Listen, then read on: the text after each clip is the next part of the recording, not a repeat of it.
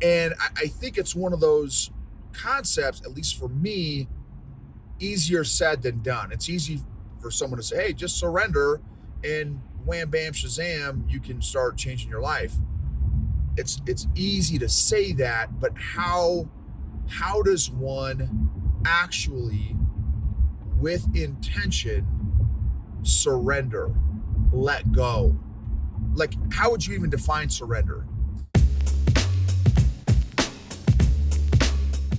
Welcome to the EQ Gangster podcast, where you will learn practical tools to grow your mental and emotional health and intelligence to be the best version of yourself, both at work and at home. It is real, raw, and transformational. The journey of emotional growth isn't easy, but it's worth it. I believe in you. This episode is sponsored by Classical Conversations. Since 1997, Classical Conversations has been equipping families like yours with the resources to homeschool with confidence, following a classical curriculum rooted in a Christ-centered worldview alongside other families in a local community. Homeschooling is doable with Classical Conversations. Check out classicalconversations.com/Gibbons for more information. Again, that's classicalconversations.com/Gibbons, Gibbens. EQ Gangsters. Today's episode is on intention and surrender, with an emphasis on surrender.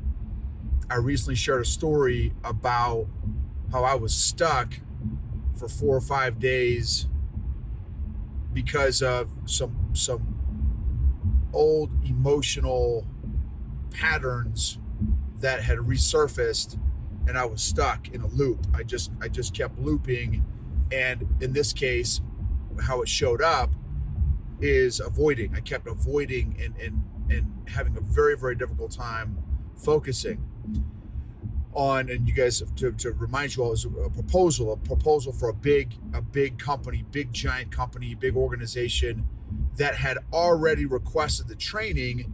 They just needed an outline of the training so that they could have it on file, submit it, and get it approved. But the guy that I was talking to, it was just a formality, because I've already done training for this particular organization before, and had done, thankfully, very, very well for this organization. And so again, I was stuck for a week, maybe even 2 weeks. I don't remember exactly how it ended up. Maybe, I think it was 2 weeks actually. But halfway through I did, or maybe 2/3 the way through, I did the emotional exercises, and then realized that I still was having a tough time, even after doing the emotional work of acknowledging the emotions, figuring all that stuff out. So what I ultimately had to do was surrender with intention to get the help that I needed. So in this scenario, I reached out to my wife, and who has the strength, one of her top 5 strengths is strategic. She naturally thinks strategically, which, to break it down even further, she is very, very good. Strategic people are very, very good at seeing and observing patterns and knowing how to break down information in a strategic way, in an organized, orderly, processed way. For me, I can do that with a lot of intention, but still, even when I do it intentionally, it still is not as good as what my wife can do. And even one of my close friends, and who I do quite a bit of work with his leadership company, Arrowhead Leadership Consulting, Eric Lopez, my West Point classmate, he is an amazing strategic thinker. Amazing. So both of them, both Eric and my wife, are two of the best strategic thinkers that I know. And again, for me, it takes a truckload of effort and focus and energy and attention for me to think strategically, but even when I do, it still doesn't come close to what they're able to do. In this case, again, I reached out to my wife and I said, hey, babe, I desperately need your help. I am having a tough time. I've worked through a lot of the emotional side of this particular project. I am having a very difficult time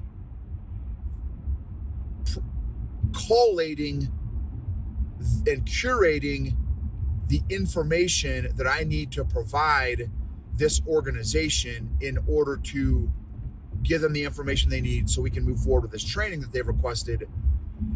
And thankfully, in maybe 30 minutes is probably all it took. 30 minutes. It took me 2 weeks to do a 30-minute project.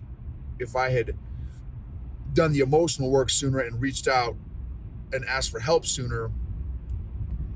And so, and I just thought that was a great story, recent story, like to the tune of today, of intention and surrender. And I heard it on a video. I wish I could give credit to the guy who shared that message of our healing and growth journey is a combination of those two things, intention and surrender. I will tell you one guy who I know has said that before. It's not the one I was thinking of that spurred this topic, today's topic for this episode. But if you all have heard the interview that I had with a guy named Logan, I believe Logan. He's a therapist, trauma therapist. He's based out of North Carolina. Man, I wish I could remember his website and stuff. Anyway, super interview, very insightful. But one of the comments and thoughts and concepts that he brought up during our interview was the concept of surrender. And I'll put, hopefully I can remember and capture this, but get the link to that interview, to his interview, in the show notes, along with his website and stuff. And then also I want to put Eric's, social media stuff on there as well, at Arrowhead Leadership Consultant, because I've done a lot of great stuff with Eric, and he's a phenomenal leader. 25 years in the military, retired full bird colonel, out of 3 or 4 combat commands, just an amazing leader and man and human being and husband and father. I'm just blessed to know this guy. There's a verse in the Bible, Proverbs 27:17, as iron sharpens iron, Big Eric definitely sharpens me.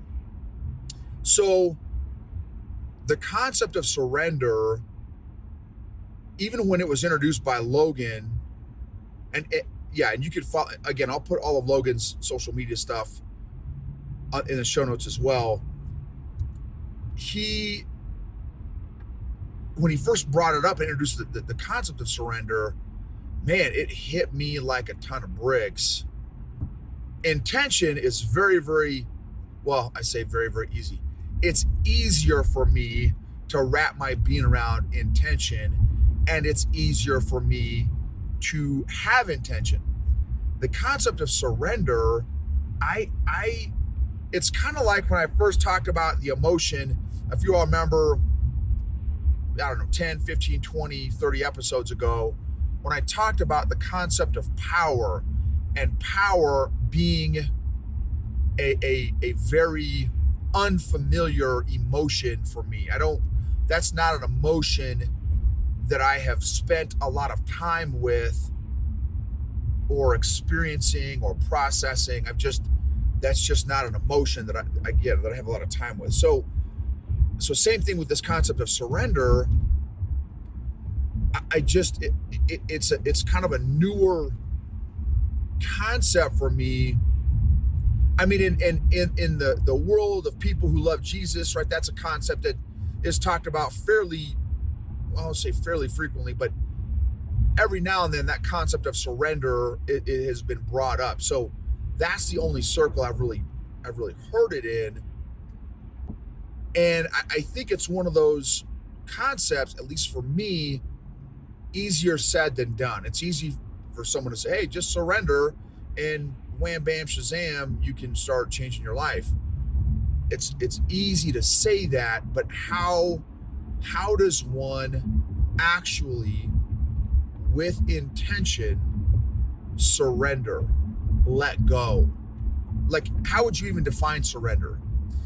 If you pause this right now and had to define surrender, how would you define it? For me,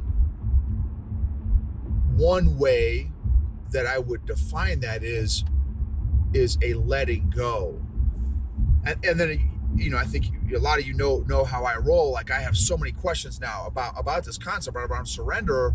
So how do you do it? How do you surrender? No, what does it mean? How do you define it? How do you do it? How does one surrender?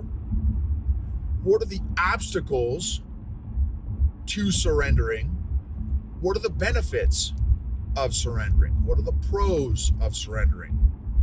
What are the consequences of not surrendering? What are the cons of surrendering? What are ways to facilitate surrendering? What are there any environmental things that we can do to increase our ability to surrender? Is it something that can be learned? Is it a skill? Is surrendering a skill?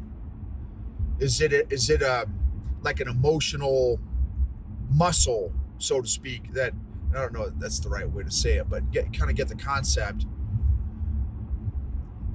And then yeah, what are ways that you can practice surrendering or work on surrendering? I think one way for me, using one of my favorite mediums with which to explain and describe and share life lessons, is jujitsu. In jujitsu, for those, there are obviously not many on my podcast have had a chance to roll with me probably, but one thing that I work on is I start off the round, and this is something I want to tweak because now I've been doing it for starting the same way for 5 to 6 years, but I start in a surrendered position. I start the round surrendering, meaning I start in a submissive, weaker position. So a lot of times I'll start on my back or on my side and let my opponent take whatever offensive position that they want to take, which is, again, great for them to be able to work on their offense and great for me to work on my defense. Again, I've been doing it for 6 years or so. So I'm like I've shared before, very, very confident in my defense, not as confident and skilled in my offense. So I think I'm going to be changing that up and not necessarily starting in a surrendered or surrendering position, and more starting in a neutral position, just so I can start building up some of my other skills and weaknesses and that kind of thing. That's an example of me practicing on a very, very regular basis surrender and feeling what it feels like. That's another great question. What does it feel like to surrender? What's at stake when one surrenders? What's the cost of one surrendering? And man, I think there's so many lessons that can be learned. The other thing is, what are you giving up when you surrender? What are you giving up? One thing I'm thinking about is pride and ego, which I've talked about before, is something that I want to be intentional about this year, of growing and strengthening and developing my humility, not in a false kind of way, not in a false humility or some self-righteous, but like a legit strong humility, grounded humility. And I think maybe this is an interesting thought. There's a close relationship, maybe second cousins, maybe first cousins, with surrender and humility, and maybe siblings. What do y'all think about that? What is the relationship between humility and surrender. How do you know if you're good at surrendering? What does surrender look like? What does surrender and surrendering even look like? How do you know if you're surrendering? And I think there's the spiritual component, there's an emotional component, and I shared with you the physical component for me in jiu-jitsu of kind of surrendering at the beginning of the round, of the match, from a physical position standpoint, not in a neutral or dominant position.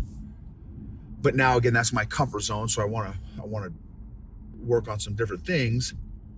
So there's different components, factors of surrender.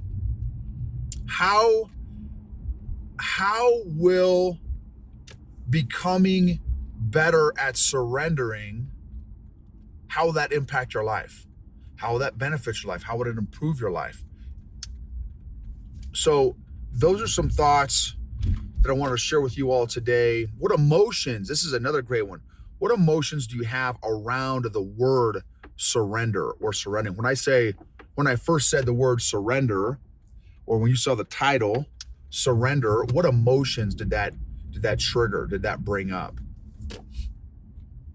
Thank you for, if you wouldn't mind, just taking 15, 20 seconds to rate, review, subscribe, share maybe a particular episode that was meaningful or impactful to you all. That would really mean a lot.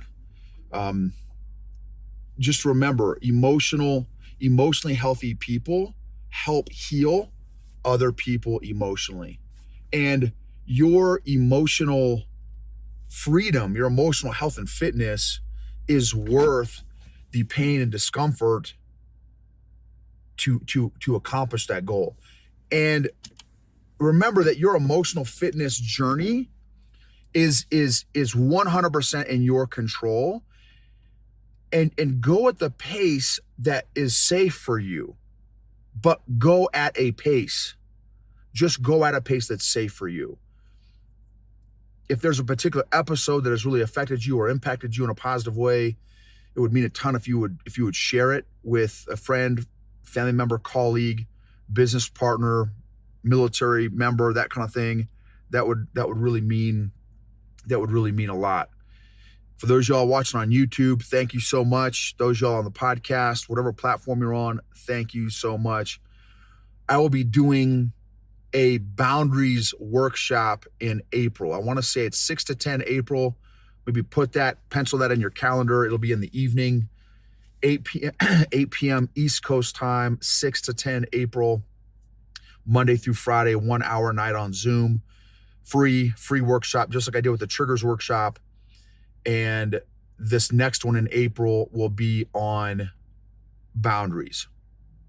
Thank you for letting me be a part of your journey and you being a part of my journey.